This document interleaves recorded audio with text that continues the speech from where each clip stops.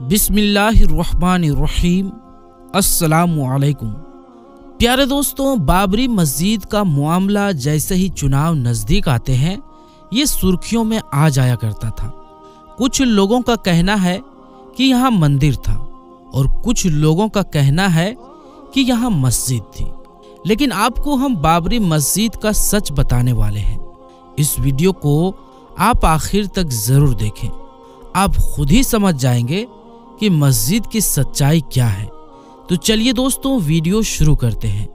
Number 1, Babri मस्जिद की तामीर यानी बनाने का काम 1528 में बाबर की फौज के एक जनरल मीर बकी ने की थी और नमाज का सिलसिला शुरू किया था।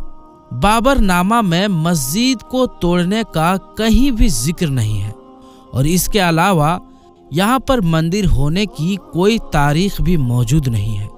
नंबर 2, दोस्तों, इसके अलावा 1575 में तुलसीदास जी ने रामचरितमानस लिखी, मगर किसी भी मंदिर को तोड़कर मस्जिद बनाने का जिक्र इसमें भी नहीं किया गया। नंबर 3, दोस्तों, बाबर की बुराई करने वाले और उस दौर के गुरु नानक जी ने ये मंदिर तोड़ने का कहीं पर भी जिक्र नहीं किया है, जबकि नानक जी ने अयोध्या में जहां पर बाबरी मस्जिद थी वहां पर कुछ समय भी बिताया था। नंबर 4, 1857 में बाबरी मस्जिद के बगल में एक दीवार उठाकर खाली प्लॉट में से एक हिस्सा हिंदुओं को दे दिया गया। नंबर 5, 1883 में मई महीने में हिंदुओं ने उस हिस्से में मंदिर बनाना चाहा, मगर गवर्नमेंट ने उसको मंदिर बनाने की परमिशन नहीं दी थी। नंबर 6, दोस्तों, 1885 में 24 दिसंबर को कोर्ट में हिंदुओं को मंदिर बनाने की अर्जी रद्द कर दी। हिंदुओं ने खुद इसे बाबरी मस्जिद भी लिखा और अब तक हिंदुओं का बाबरी मस्जिद पर कोई भी दावा नहीं था। नंबर 7, 1886 में 24 मार्च को कोर्ट ने हिंदुओं की अपील भी खारिज कर दी थी। नंबर 8, 1877 में पहली बार फैजाबाद कोर्ट ने बिना किसी गवाह के ये नोट चढ़ाया कि 1528 में बाबर ने एक हफ्ता अयोध्या में बिताया और मंदिर को ढाया और वहां पर बाबरी मस्जिद का निर्माण करवाया, जबकि इतिहास और सबूतों के अनुसार बाबर कभी भी अयोध्या नहीं गया। उसका अयोध्या से नजदीकी मकाम 110 किलोमीटर की दूरी पर था, जहां पर से वो सिर्फ गुजरा था। नंबर 9, 1934 में हिंदू और मुस्लिम के दंगों के दौरान बाबरी मस्जिद को नुकसान पहुंचाया गया। नंबर 10, दोस्तों, 1949 में 22 दिसंबर की रात में मस्जिद के अंदर मूर्तियां रख दी गई और 23 दिसंबर को कोर्ट ने ताला लगवा दिया और मुसलमानों को इबादत करने पर मना किया और हिंदुओं को पूजा करने की इजाजत दे दी। नंबर 11, 1950 में 16 जनवरी को मुसलमानों ने मस्जिद बहाली के लिए कोर्ट से बात की, मगर कोर्ट ने मूर्ति ना हटाकर पूजा पाठ को बरकरार रखा। नंबर 12, 1951 में 1 जुलाई को कोर्ट के कमिश्नर का बयान आया कि ये बाबरी मस्जिद है और मुसलमान 1925 से 1949 तक यहाँ नमाज पढ़ते थे। नंबर 13, दोस्तों, 1986 में 27 जनवरी को फैजाबाद कोर्ट में हिंदुओं ने बाबरी मस्जिद के कब्जे के लिए कोर्ट को अर्जी दी। 28 जनवरी को कोर्ट का हुक्म हुआ कि तमाम केस हाई कोर्ट ट्रांसफर हो गए, इसीलिए आपकी अर्जी रद्द कर दी गई। नंबर 14, 1986 में 30 और 31 जनवरी को ऑर्डर के खिलाफ डिस्ट्रिक्ट जज के यहाँ अपील की गई। मुसलमानों ने भी अर्जियां लगाई, मगर सब रद्द कर दी गई। नंबर 15, उसके बाद दोस्तों 1 फरवरी को हाई कोर्ट की परवाह ना करते हुए डिस्ट्रिक्ट जज ने 4:45 पर ताला खोलने का हुक्म दे दिया। 5:12 पर ताला खोला गया और पूजा पाठ शुरू कर दिया गया। 2 बजे से ही फैजाबाद में PSA की 7 कंपनियां तैनात की गई थी। मुस्लिम इलाकों को घेर लिया गया था और रात में टीवी पर पूजा का टेलीकास्ट किया गया, जिससे पूरे भारत में दंगे भड़क उठे। नंबर 16, 1979 में बाबरी मस्जिद से मिली हुई जगह को ज्यों का त्यों रखने का हुक्म दिया, मगर उसी जगह पर शिलान्यास की रस्म की गई। नंबर 17, 1990 के सितंबर में आडवाणी के जरिए हिंदुओं को भड़काने पर सोमनाथ से अयोध्या तक का रथ यात्रा का प्रोग्राम किया गया। 23 जुलाई को बिहार की लालू प्रसाद गवर्नमेंट ने आडवाणी को अरेस्ट कर लिया। नंबर 18, 1991 के दिसंबर में गवर्नमेंट ने मस्जिद के साथ 22 एकड़ जमीन अपने कब्जे में ले ली। नंबर 19, 1991 के नवंबर में सुप्रीम कोर्ट का यूपी गवर्नमेंट को ऑर्डर दिया गया कि मस्जिद को ज्यों का त्यों रहने की इजाजत है। नंबर 20, 1992 में मई से जुलाई तक कल्याण सिंह की अगुवाई वाली हुकूमत यूपी गवर्नमेंट मंदिर बनाने के लिए विवादित जगह पर काम जारी रखती है।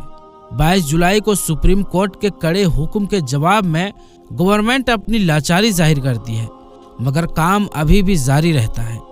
नवंबर में यूपी गवर्नमेंट और कुछ सांप्रदायिक संगठन सुप्रीम कोर्ट को यकीन दिलाते हैं कि मंदिर का काम नहीं होगा, बाबरी मस्जिद सुरक्षित यानी महफूज रहेगी और उसकी हिफाजत की जाएगी। नंबर 21, उसके बाद दोस्तों 6 दिसंबर को यूपी गवर्नमेंट की सरपरस्ती सेंट्रल गवर्नमेंट की मौन स्वीकृति और सांप्रदायिक पार्टियों के सारे काम पहले से ही प्री प्लान के तहत थे और कुछ लोग आकर बाबरी मस्जिद को शहीद कर देते हैं। नंबर 22, दोस्तों एक रिपोर्ट के मुताबिक अयोध्या सिटी के 23 मंदिरों के पुजारियों का दावा है कि राम का जन्म उसी मंदिर में हुआ है। यानी उन जो अयोध्या सिटी के 23 मंदिर हैं, उनके सारे 23 पुजारी कहते हैं कि 23 जो मंदिर है उन 23 के 23 मंदिर में राम का जन्म हुआ। मतलब हर मंदिर का पुजारी यही बोलता है कि राम का जन्म उनके मंदिर में ही हुआ है। जो ये कहते हैं कि बाबरी मस्जिद मंदिर तोड़कर बनाई गई है, उनसे बड़ा झूठा इस दुनिया में कोई भी नहीं। दोस्तों बाबरी मस्जिद की यही सच्चाई है। प्यारे दोस्तों, अगर आप हिंदू हो या मुसलमान हो, अगर आप सच के साथ हो तो आप इस वीडियो को जितना हो सके उतना शेयर करें। प्यारे दोस्तों, हमारा मकसद किसी भी धर्म, किसी भी जाति का दिल दुखाना नहीं है। हमारा मकसद सिर्फ यही था कि हम आप तक सच सामने लाएं और लोगों को बताया जाए कि आखिर सच्चाई क्या है। साथ ही साथ दोस्तों, पहले की तरह मैं आप लोगों को एक बात और कहना चाहूँगा कि जिसे जानना हर मुसलमान के लिए ज़रूरी है और जिसके ऊपर अमल करना हर मुसलमान के लिए बहुत ही ज़्यादा ज़रूरी है। मेरे प्यारे मुसलमान भाइयों, हम बाबरी मस्जिद का जिक्र करते रहते हैं, लेकिन हमारे जो मोहल्ले के अंदर जो मस्जिदें हैं वो वीरान हो रही हैं, कभी उसके बारे में सोचा? नहीं सोचा ना, क्योंकि प्यारे दोस्तों हमारे पास वक्त ही नहीं, टाइम ही नहीं है और हमें चाहिए बाबरी मस्जिद। मेरे प्यारे मुसलमान भाइयों, अल्लाह के वास्ते पहले अपने मोहल्ले के मस्जिदों को आबाद करो। अगर देखें हम अपनी मस्जिदों को जाकर तो 1 से 2, 2 से 4, 4 से 5 सफ़े ही मिलती है। लेकिन दोस्तों होना क्या चाहिए था? नमाज तो यकीनन हर मुसलमान पर फर्ज है। 2 टाइम की भी नमाज यकीनन माफ नहीं है, लेकिन बावजूद इसके कि जो हमारे मोहल्ले के मस्जिद है वो 5 टाइम वीरान रहती है, 1 या 2 सफ़े ही नजर आती है। लेकिन प्यारे दोस्तों, जुम्मे के दिन तो पूरी मस्जिद भरी हुई नजर आती है और यहाँ तक के बाहर के रास्ते भी जाम नजर आते हैं। जो तादाद यानी संख्या जुम्मे के दिन रहती है, वही तादाद वही संख्या अगर जुम्मे की नमाज पढ़ने के साथ साथ रोजाना 5 वक्त के नमाज पढ़ने के लिए होती तो प्यारे दोस्तों बाबरी मस्जिद शायद शहीद ही नहीं होती। क्योंकि मेरे प्यारे दोस्तों, बाबरी मस्जिद में जो आखिरी नमाज पढ़ी गई है वो 1949 में पढ़ी गई और तब से लेकर 1992 तक कोई नमाज नहीं पढ़ी गई। मेरे प्यारे मुसलमान भाइयों, अल्लाह का हम पर आज़ाब ही है कि हमने अपनी मस्जिदों को वीरान कर दिया। हम अपनी मस्जिदों के अंदर नमाज की अदायगी नहीं करते हैं और मुंह पे हमारे सिर्फ बाबरी मस्जिद लगा रहता है। क्या हमारे बाबरी मस्जिद कहने से अल्लाह राजी हो जाएगा? हरगिज नहीं, क्योंकि मेरे दोस्तों अल्लाह तभी राजी होगा जब हम अल्लाह को राजी करेंगे और अल्लाह को राजी करने के लिए जरूरी है कि हमें 5 वक्त की नमाज को अदा करना बहुत ज़रूरी है, क्योंकि मेरे दोस्तों अल्लाह तभी राज़ी होगा जब हम अल्लाह को राज़ी करेंगे, और अल्लाह को राज़ी करने के लिए हमें 5 वक्त की नमाज को अदा करना बहुत ज़रूरी है।